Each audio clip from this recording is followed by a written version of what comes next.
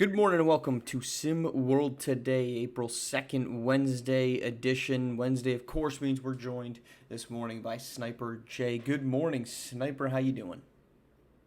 Good morning. I'm happy to be here. It's lovely to be on the morning show, as I call it. I know it's SimWorld today, but I'm happy to be here. Well, we're happy to have you here. We got plenty to get to, and we're bringing you in because deep dive. I mean, we talk college basketball in any way, shape, or form, but our resident, SimWorld U expert here, Sniper. So we're talking a couple things. We got the game of the week coming up tomorrow. Kentucky, Alabama, obviously a big one. We've seen this influx of road wins over the last couple of weeks that I want to talk about. But first, we are in the last month of the season, which means the race for the bubble teams is really heating up. And I'm curious because you look at some teams across the country. Houston, who got a big win last night, 6-5 in American play, but 11-16 overall. Marquette, 6-5 in the Big East, 11-15 overall. And this is a pretty consistent thing across college basketball. Wisconsin is a half game out of the Big Ten championship game. Michigan 1 game out. Those teams are both 3 and 4 games under 500. So as we look at bubble teams, Sniper, what's your opinion of what matters more? Should we be looking at a team like Wisconsin, who's 6-3 in their last 10, but 11-14 overall, and value the conference record more, or should we be looking and paying more attention to the overall record? And in the end, what's going to matter in terms of getting them into Hoopsteria and potentially not?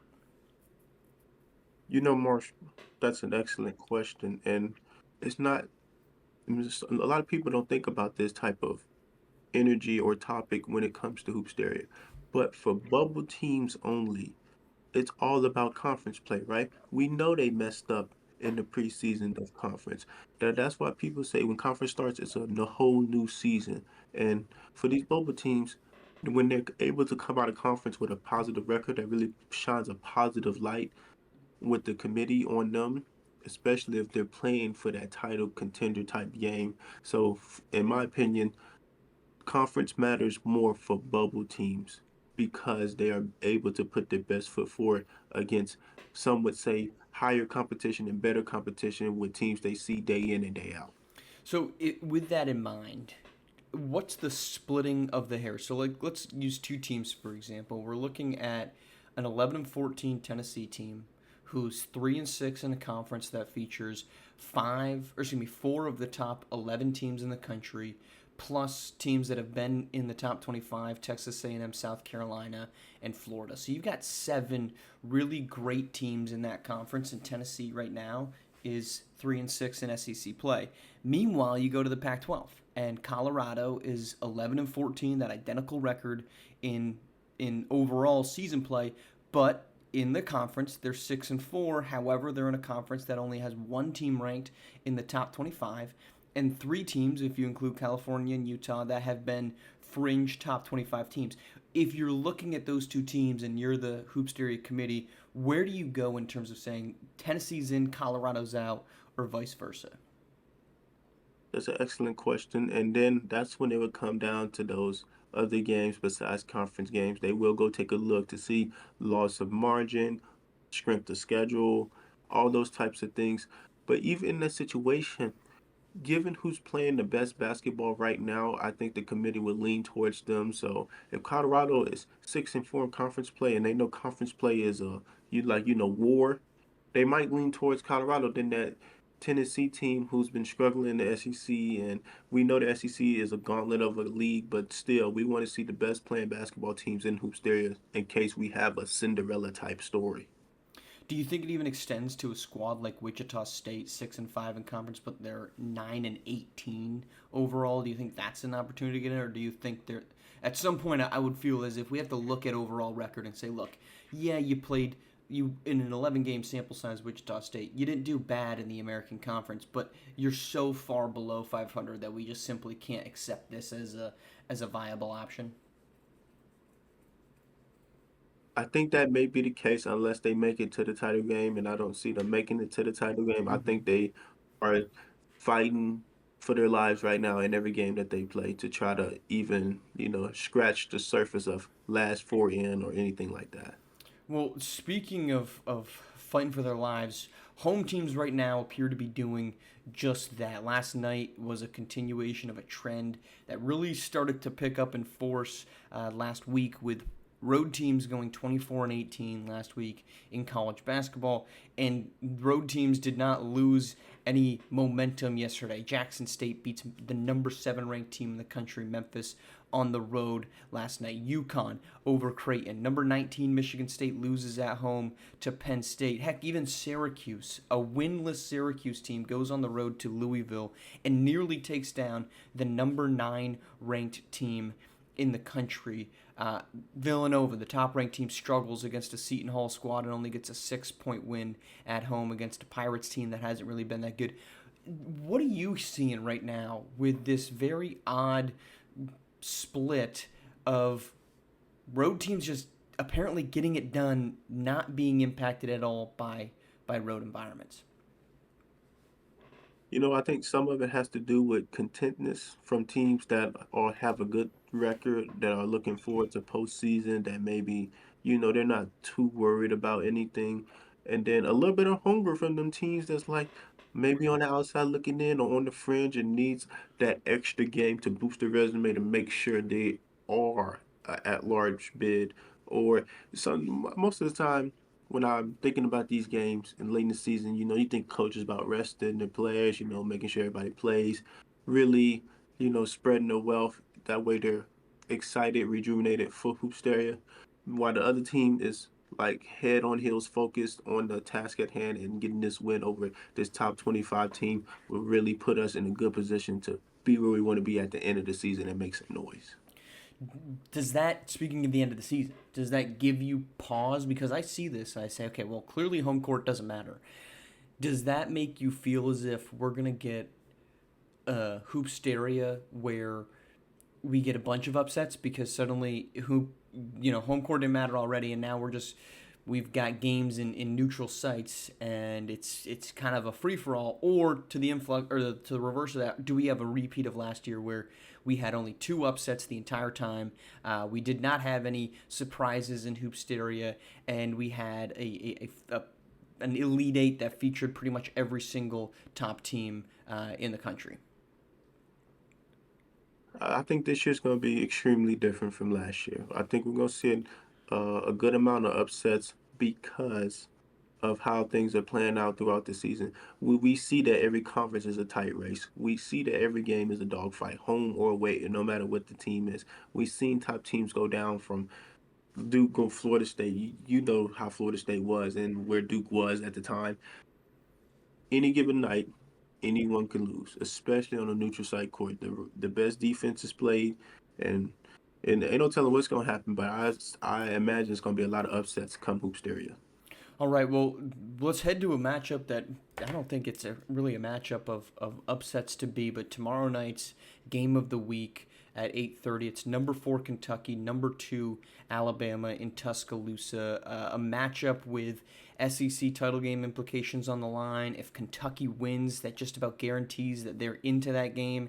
And Alabama is sitting there trying to fend off Arkansas, who they will play next week, and potentially even Florida, Auburn, or South Carolina behind them.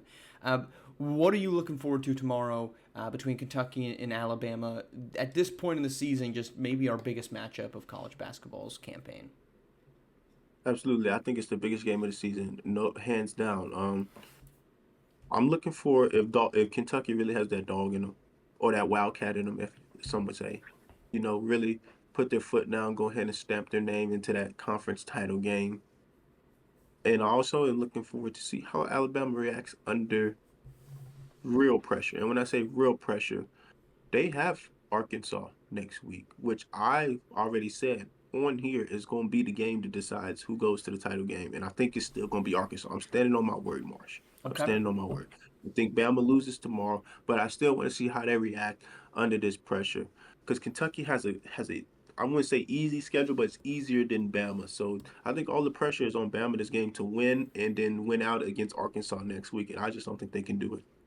I mean, just speaking purely statistically, right? Mm. Alabama win or loss, so long as Arkansas holds the fort, they play Georgia tomorrow night. So long as Arkansas wins this game against Georgia, regardless of what happens with Alabama, because Alabama's 6-2, Arkansas is 6-3. Alabama's game next week is even bigger than it is tonight against Kentucky. Or tomorrow night, excuse me, against Kentucky. Because this is the only time they're going to play Arkansas. The head-to-head is going to be decided here on Thursday night between Alabama and Arkansas. Winner gets the head-to-head. This matchup with Kentucky doesn't carry that same implication for Alabama. Because win or lose, you sit there, you already beat Kentucky, so you're not vying for the head-to-head matchup. So this game is massive for Kentucky because, one, you can draw even in terms of the head-to-head. You lost at home. Kentucky did back in January. So you need the win over Alabama to not be essentially 2 games behind if you're 1 game behind. On top of that, you can ice this thing away at that point, right? You beat Kentucky. You have a 1-loss advantage on Arkansas, who's going to go up against Alabama the next week, like we said. You've got a 2-loss advantage on Florida, Auburn, and South Carolina. I don't find it likely that a team that's lost 4 games all season long, if they win tonight, is going to lose 2 more the rest of the way. So for me, tomorrow night's game is massive for Kentucky because Alabama still has an out, both ways if they win or lose this thing. So I'm looking for Kentucky to come out with some of that fire. They've been winners of 6 in a row. They've been playing some of their best basketball as of late. I came on to Monday's podcast and I said I think Kentucky's winning the national championship. And you've got a schedule that lightens up: Auburn, Tennessee, LSU, Florida. I mean, that is not a murderer's row for Kentucky. They need to come out with the type of fire that says this is a conference championship game. This is a conference championship semifinal. This is an Elite Eight matchup. If they bring that energy, I think Kentucky gets the win. But I think they need it more than Alabama, just because Alabama has another layer next week of we can have a mulligan if we don't get this win against Kentucky. The real matchup for them is Arkansas next week. And I look forward to that matchup, Marsh. I really do. I'll tell you what, Sniper, I would be stunned if that's not game of the week next week. I mean, Alabama's playing in back-to-back game of the week because I can't look around and see many games that are going to be more important for the postseason. Real quick, just want your intake on this one. Pac-12 has been pretty interesting. I think that's been one of the more fascinating ones. You got any preference there between Cal and UCLA, who kind of screwed the pooch last week? They suffered some big losses that put them back into the race, and they've got matchups here. I think it's tonight. Here on a Wednesday night. Let me just check the schedule. Yeah, Colorado and UCLA matchup, and Cal and Utah. Those are 4 of the top 5 teams in the Pac-12. Any thoughts there on what is going on in the Pac-12? I think UCLA is going to come out on top, even though they've been struggling lately. They do have the offensive firepower to just power through the Pac-12, in my opinion. And with Colorado tonight, I think that would be a good start for them to finish the season heading into Hoopsteria. But Cal, on the other hand, they have to work and grind for everything they get. And Utah is the type of team that just doesn't lay down for everybody. So I'm interested to see how that game's going to go, what the score is, how tough a game it is for Cal, and then I'll be able to make some decisions from there. All right, Sniper. Well, I appreciate you coming on, and remind everyone where they can listen and check you out, because, we got Sniper snippets dropping just about every day. I know you got your nightly reactions, so where can folks be listening and tuning into you? Yes, if you want the key to the game, you want to know what it's about, the Court Journal drops every Thursday at 2 p.m. Eastern Time. If you just want to hear some random information, anything about SimWorld today, Sniper Snippet is going to hit your feed. I'm not sure what time. I can't plan it. It just happens. So be there or be square. All right, Sniper, we appreciate it. Once again, we will talk to you next Wednesday on here. But, of course, Sniper Snippets and the Court General, make sure you tune into those as well. Sniper, thank you so much. Thank you all for tuning in here on SimWorld TV, the only place you can see the game, be the game.